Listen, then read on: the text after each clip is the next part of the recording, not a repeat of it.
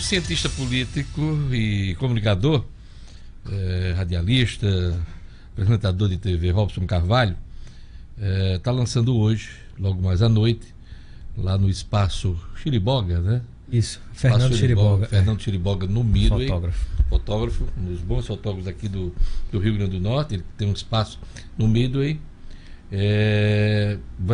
Robson vai lançar Família e Política do Rio Grande do Norte, Alves Maia e o suporte do Senado. Bom dia, Robson.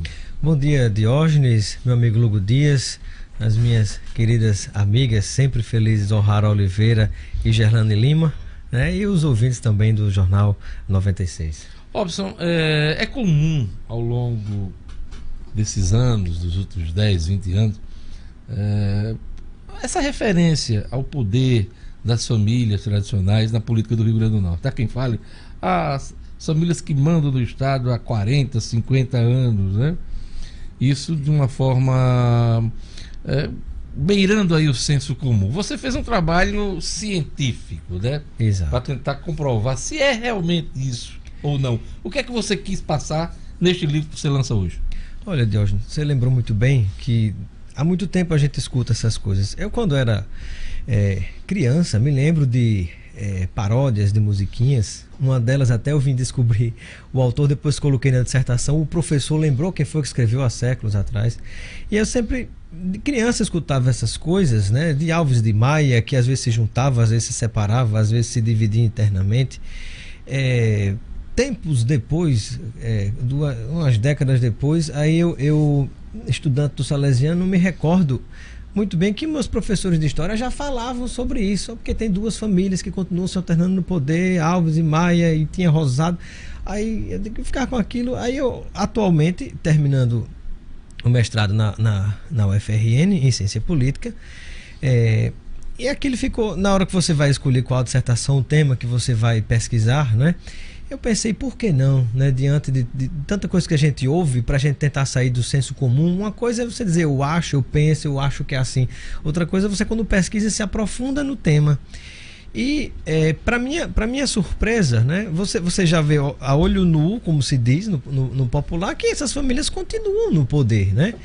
E eu paro e penso, mas será que tem uma influência forte? Será que elas continuam a influenciar? Qual o poder que elas têm? Porque às vezes a gente tem a falsa ilusão de que o presidente da República governa, o governador governa e o prefeito governa. Não, ninguém governa sozinho. Existem redes na burocracia que compartilham esse poder. Que sustentam, que dão suporte. Exatamente, né? Diógenes. E aí eu comecei a me aprofundar, foram 2 anos de pesquisa, foram mais de 60 livros, teses, dissertações de mestrado e tese de doutorado,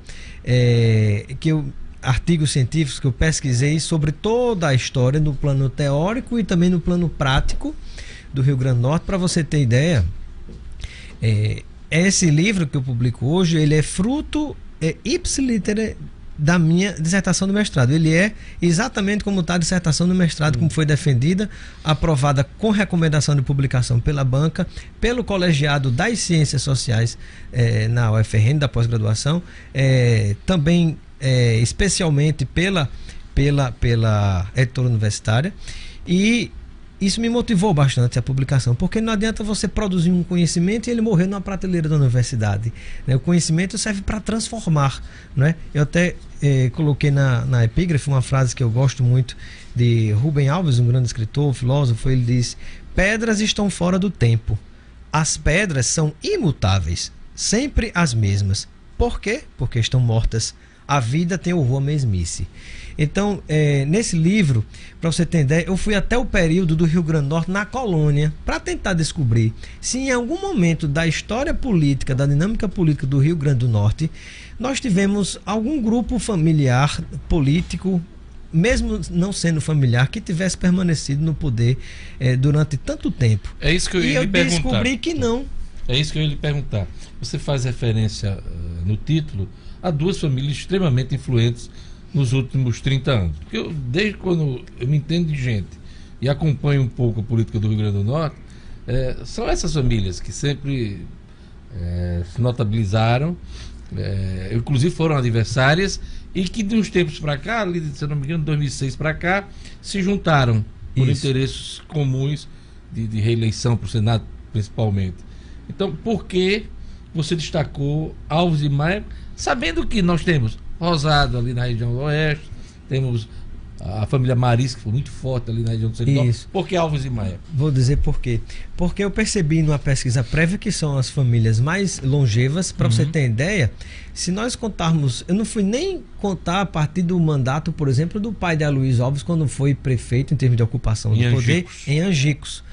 Mas você imagina que de lá para cá nós temos 73 anos onde essas famílias vêm ocupando espaços de poder. Para você ter ideia, completou agora em março de 2018, Diógenes e amigos ouvintes do Jornal 96, completou agora 200 anos que nós fomos emancipados juridicamente da capitania da Paraíba, e 201 fomos emancipados economicamente e administrativamente da capitania de Pernambuco.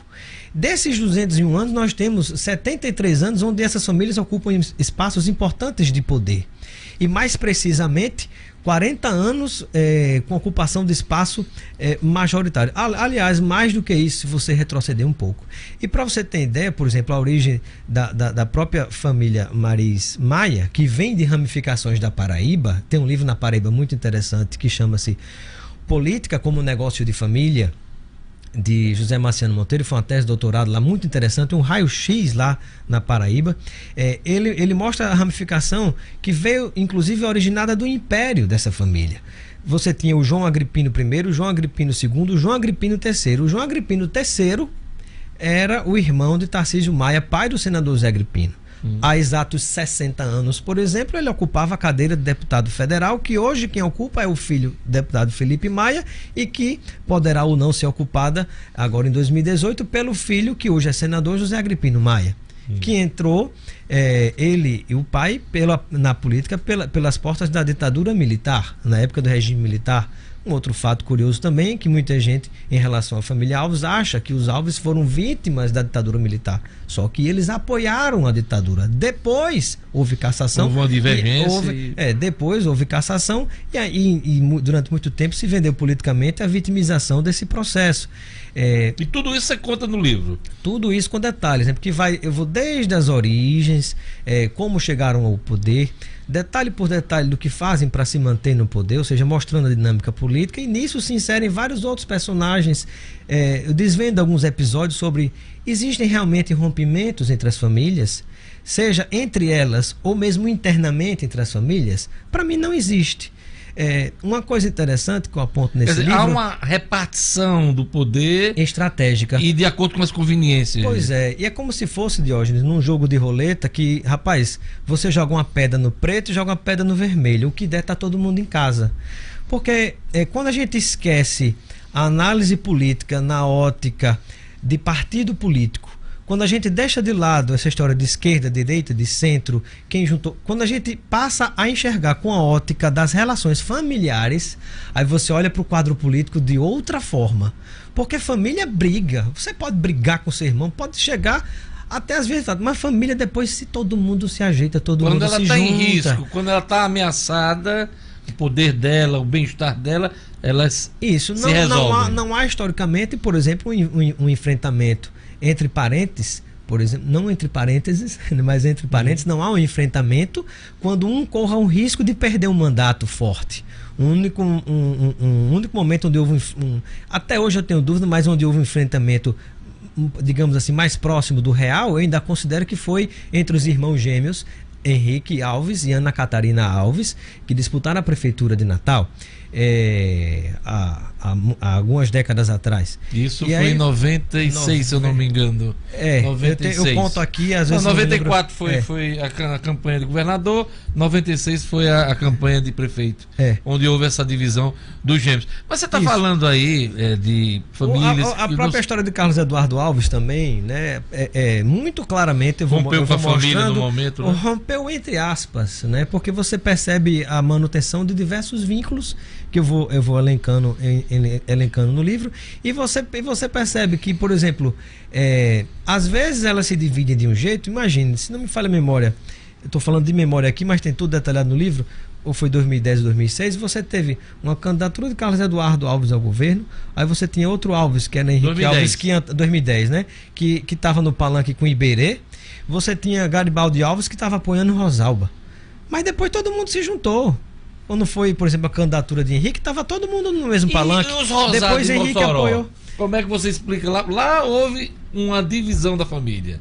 Um lado ficou mandando na cidade, outro não. E até um tempo desse eram adversários. Hoje não. Hoje, inclusive, estão juntos. Estão todos no mesmo palanque. Todos Ou seja, estão juntos lá. quando a gente raciocina pela lógica da família, você vê que são uma família e estão unidos. Amanhã podem estar Não, separados, hoje, né? mas assim, eles passaram Hoje. muito tempo mesmo como adversários ferrenhos. Eu Isso. acompanhei isso de perto durante o período, aliás, o Rio Grande do Norte todo acompanhou. Tem um livro interessante, inclusive, de Bruno Barreto sobre isso também, sobre a família Rosado. Bruno, que é jornalista em Isso, Mossoró. em Mossoró. E aí, você percebe, por exemplo, no contexto geral do estado do Rio Grande do Norte, por exemplo, a família Rosado, a gente pode chamar assim de uma espécie de oligarquia ou grupo familiar satélite. Porque ele migra, ora apoiando o grupo Maia, ora apoiando o grupo Alves, ora se junta com os dois, como hoje você tem Alves, Maia e Rosado juntos no mesmo Mesmo palanque. com a presença de Rosalba no governo do estado, eles não foram hegemônicos. Eles não mandaram totalmente na política do Rio Grande do Norte, é isso. Exatamente, porque o poder acaba sempre sendo compartilhado com Alves ou com Maia, direto ou indiretamente. Poderia ter sido uma oportunidade para os rosados crescerem e ter uma força maior a nível estadual. Poderia. Mas e aí não foi. você lembrou uma coisa importante, Diógenes, porque se você observar, eu mostro isso aqui historicamente, até com alguns gráficos e tabelas, se você contar de 1982 para cá, nenhum senador que tenha sido Alves ou Maia, que não tenha sido Alves ou Maia, conseguiu ter mais de um mandato, tendo se candidatado. Além disso, nenhum outro membro da família conseguiu reeleição, à exceção de Vilma. Vilma de Faria, aqui no Rio Grande do Norte, que se reelegeu para governo. O resto foi Alves e Maia. Ou que foi numa reeleição, ou que depois voltou a governar o estado. Vilma, que é fruto de uma dessas que famílias, é fruto, exatamente. Vem da ramificação Maris Maia também. E você observa que mesmo assim, ela quando foi se consolidando como uma terceira força ou como um novo polo na política que é tão polarizada, historicamente, o cordão vermelho e o cordão verde, ou ela estava com um, ou ela estava com outro. Ou estava com um, ou estava com outro. E cada vez que tentava se emancipar, e o passo principal dela foi justamente o passo quando ela tentou ser candidata ao Senado a primeira vez, aí as duas famílias se juntaram e ela morreu politicamente. E dali, depois que ela estava numa baixa terrível, as duas famílias se juntaram dessa vez para apoiar. E há sempre isso, essa movimentação, essa dinâmica. Então você observe, Carlos Alberto de Souza não conseguiu se reeleger senador. Depois dele, você observa que veio Geraldo Mello, não conseguiu se reeleger senador. Depois de Geraldo Mello, você teve Fernando Bezerra, não conseguiu se reeleger senador, apesar de antes ter sido suplente de Garibaldi. Mas quando ele foi tentar o mandato com a consolidação própria, não conseguiu. Depois de Fernando Bezerra, quem foi o próximo? Rosalba Ciarline. Com 4 anos já foi empurrada para o governo. Quando tentou se consolidar, tentar ir para a reeleição para o governo, foi impedida até de ser candidata. Então, você observa historicamente que tanto no Senado como no governo sempre há essa movimentação, porque é uma coisa curiosa. E aí tem muitos detalhes, mas um deles que eu destaco em relação ao suporte do Senado. Entre uma eleição e outra de senador, você tem 3 eleições. Então toda a estrutura disponível que aquele grupo tem de emendas parlamentares, ramificações por todo o estado, com lideranças políticas que são alimentadas. Por que você fala 3 eleições?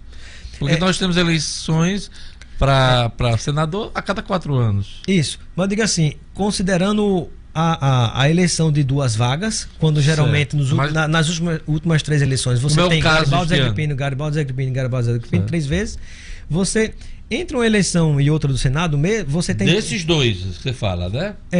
Não, e de modo geral, porque um mandato de senador não dura 8 anos. 8 anos, mas entre tem eleição para senador 4 anos depois. Isso. Para aquela vaga, uma vaga só, né? Para uma vaga só. Mas para a renovação daquele que se elegeu naquele mandato, que quer se reeleger, ele só vai concorrer 3 eleições depois. Perfeito. A não ser que ele concorra a outro cargo.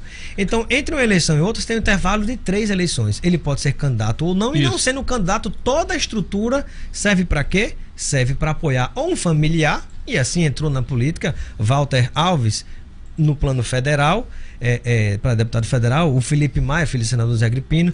É assim que sempre nessa eleição do meio, digamos assim, para um senador, os dois se juntam ou separadamente apoiam um candidato, mas quando aquele candidato ganha, na eleição seguinte que ele tenta se renovar, as famílias se juntam já para apoiar um outro, para que ele não se consolide naquele espaço de poder, né? E aí a gente vai mostrando como é que funciona toda essa dinâmica, né? Os instrumentos que são utilizados, tem depoimentos também, inclusive muito claro, muito lúcido, muito corajoso, do ex-senador Fernando Bezerra. Vale a pena ler em detalhes, do ex-senador Geraldo Mello também. Fernando Bezerra conta em detalhes o que ele passou nas mãos dessas duas famílias do ponto de vista político, coisa que depois reconheceram, foram pedir desculpas a ele, segundo o depoimento que ele nos concede especificamente para isso. Altinoco Filho passou por umas situações difíceis também. Então, assim, você tem uma série de políticos, né, que não conseguem se consolidar, à exceção de Alves e Maia. E o Senado traz um suporte importante, porque ele proporciona, se em um mandato de 8 anos você já consegue construir relações, uma rede, até do ponto de vista no âmbito nacional, com outros políticos, com os grandes empresários nacionais, com grandes apoiadores. Se em um mandato de 8 anos você já consegue construir uma rede importante, você imagine com 3, 4 mandatos, né? Aproveitando todo esse resgate histórico e esse trabalho criterioso seu, eu lhe pergunto, nós estamos vivendo um momento diferente, inclusive destas famílias. Isso. Né? Nós temos Garibaldi sendo candidato ao Senado para tentar renovar o mandato. Não está sendo uma eleição fácil, ele lidera as pesquisas até agora, mas numa margem muito pequena. Henrique fora da campanha por questões de processos judiciais, tal, não participou dessa eleição. Zé Agripino abriu mão de renovar o mandato de senador para disputar uma vaga da Câmara Federal. Podemos dizer que é o ocaso destes grupos que mandam no Rio Grande do Norte já há algumas décadas?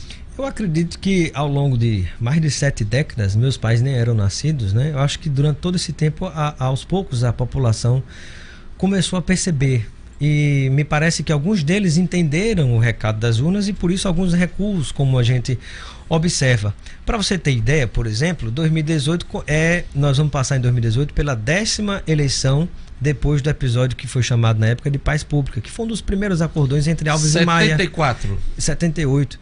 Em 78. Né? E para você ter ideia, por exemplo... 78. Na eleição do Gessé.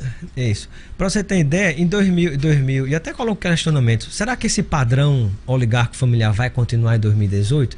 Porque em 2014 nós tivemos pela primeira vez na história do Estado a eleição de um governador e um senador, uma senadora no caso, que foram eleitos pela primeira vez na história do Estado sem a presença de Alves e Maia no palanque. Nós teremos agora em 2018 uma oportunidade ou de continuação e confirmação dessa mudança estrutural no estado do Rio Grande do Norte, ou de um passo atrás de permanência desses grupos familiares. Há informações de bastidores que já mostram que, por exemplo, se porventura o Carlos Eduardo Alves vier de repente for para o segundo turno e se for eleito, isso aí pode gerar já teria gerado um compromisso do senador Zé Agripino Maia, que recuou para federal, e Felipe Maia agora não é candidato. Felipe Maia ser candidato a prefeito nas próximas eleições, para prefeito de Natal, na substituição de Álvaro Dias. Então cedo para pensar no ocaso desses grupos. Assim, eu não consigo dizer, porque eu não tenho uma pesquisa científica que mostre exatamente se especificamente as pessoas querem continuar ou querem deixar para trás os Alves e Maia, que estão há 73 anos no poder. Mas essa resposta a gente vai ter nas urnas agora. Se as pessoas entenderem o que se passa. Alguns sinais já foram dados em 2014, né? Outros sinais têm sido dados agora, inclusive com a própria saída do senador Zé Agripino da disputa de Senado para concorrer a deputado federal. Mas algo que a mim surpreendeu é que os grupos tradicionais continuaram a fazer, por exemplo, o mesmo tipo de costura política, com um padrão familiar muito forte. Você vê Carlos Eduardo Alves, que já é apoiado pelo Maia, escolheu um vice Rosado, que é o filho de Rosalba Ciarline Rosado. Então isso acaba gerando uma expectativa, acho que muito forte para todos, para saber, será que as pessoas vão dizer sim ou vão dizer não a tudo isso, né? Olha, agora é importante ressaltar também, né, Robson, que esse padrão familiar, ele se repete na maioria dos estados, principalmente do Nordeste brasileiro, né? Nós temos no Maranhão a família Sarney, ali é só um bom exemplo. Ali nem divide. Ali nós temos em Alagoas os Calheiros, nós temos em Pernambuco os Coelhos, ali da região, principalmente de Petrolina, e nós temos na Paraíba aqui os Cunha Lima. Então esse padrão familiar na política e com seus filhos, os fidalgos, essa coisa toda, ele se repete em outros estados. Pois é, e você fala uma coisa muito importante, porque quando a gente observa, mas tem no Rio Grande do Norte, tem também, inclusive em outros estados do Brasil, está se formando uma rede de pesquisadores no Brasil para mostrar isso também, esquecendo um pouco a análise pela ótica de partidos. Sim. E olhando sobre as relações familiares. Mas isso não legitima, não torna esse fenômeno, digamos assim, algo normal, não legitima. Por quê?